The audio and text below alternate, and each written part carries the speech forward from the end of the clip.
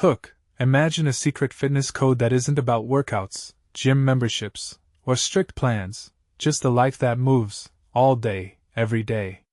What if the reason some people stay fit after 60 isn't luck or genetics, but a series of tiny choices that add up to massive health? Today, we're going deep on NEAT, non-exercise activity thermogenesis, and I'll show you how to build a life that moves from the ground up. Context setup. We're bombarded with messages about workouts and programs, but a growing body of research says the real winner in staying active late in life isn't the hour-long gym session. It's the architecture of everyday life, the way you move while doing ordinary tasks. I'm going to unpack 10 practical habits, plus the bigger mindset shift that ties them all together. And yes, I'll bring my own take and some skeptical questions you might not have asked. Main breakdown. Idea 1: movement is built into daily tasks, not tacked on as exercise. Concept: NEAT is the energy spent on everything except sleeping, eating, or formal workouts. Walking to the bus, cleaning, gardening, even fidgeting, all count. The big gotcha is how small actions stack up to big totals. Commentary: personally, I think the social norm that movement has to be a workout is a misdirection.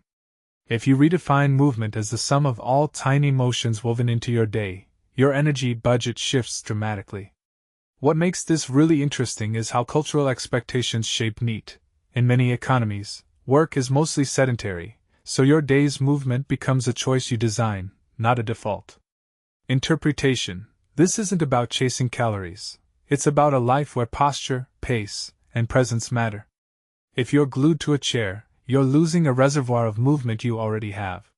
From my perspective, the takeaway is not more gym time but more lifetime spent in motion. Idea 2: stand more, sit less. Concept: standing can burn a lot more energy than sitting, and even small shifts add up.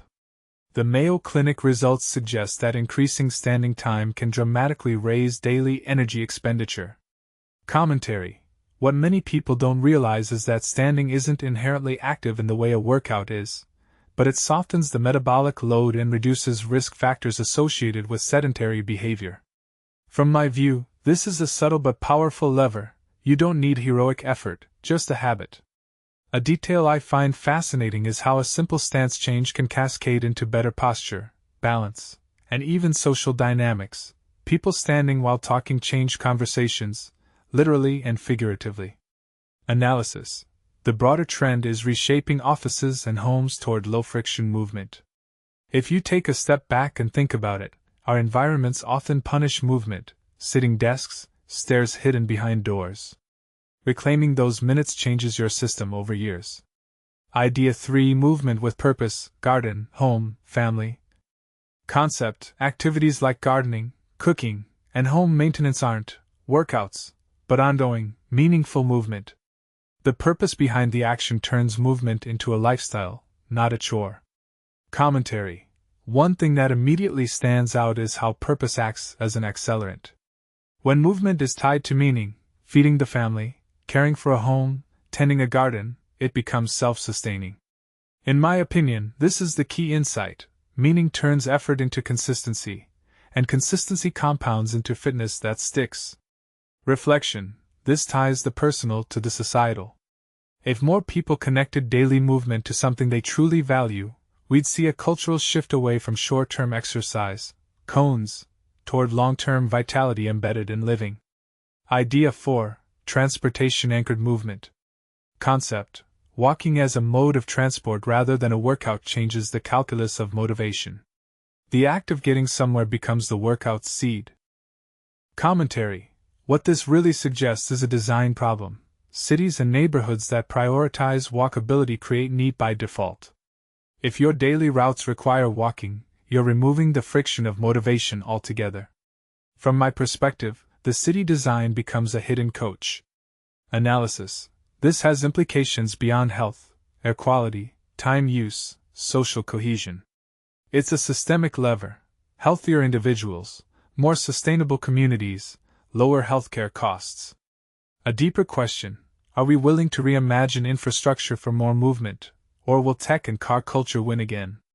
Idea 5: default stairs and physical edge in daily routines. Concept: choosing stairs by default, lifting groceries, carrying items. These create functional strength and bone density without extra time. These actions serve as implicit resistance training. Commentary: a detail I find fascinating is how these micro-choices build up into real strength.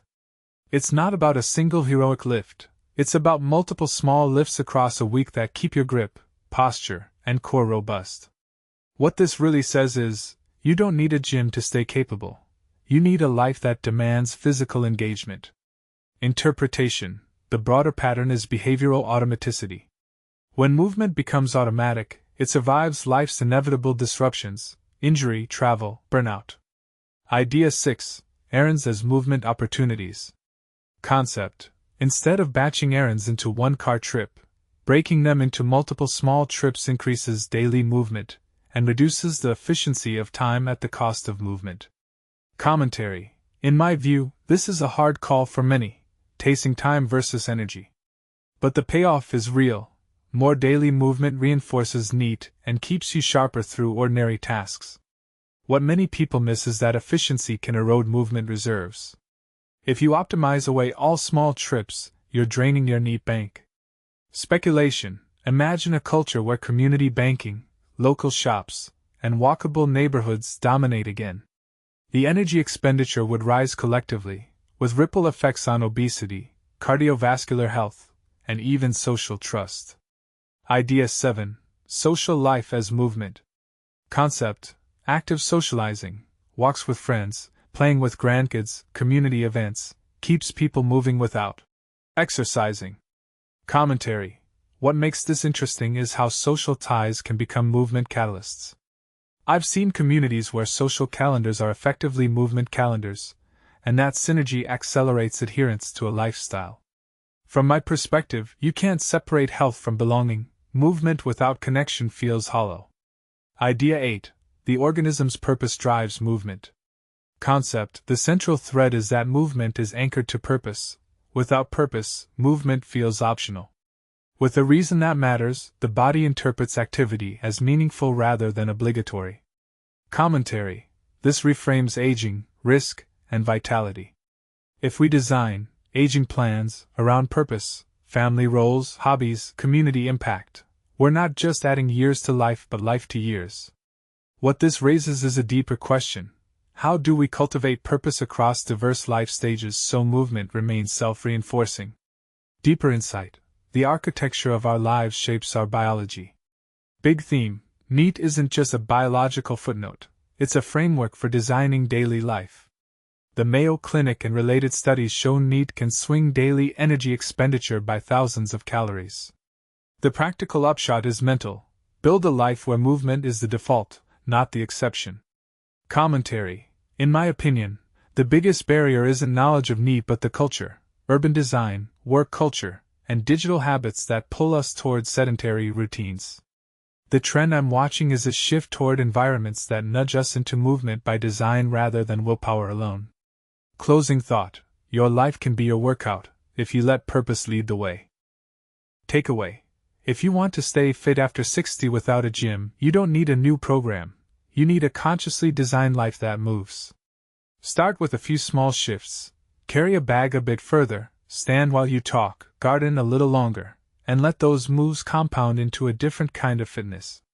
Open question: what everyday habit would you swap in today to increase NEAT, and what meaningful purpose would you tie it to? Share in the comments, and let's map out a life that moves as a daily practice, not a quarterly goal. End slate. If you're curious to dig deeper, I'll break down practical swaps for your own routine in the next video, plus how to audit your day for hidden pockets of NEAT. Don't forget to like, subscribe, and ring the bell so we can explore more life design experiments like this together.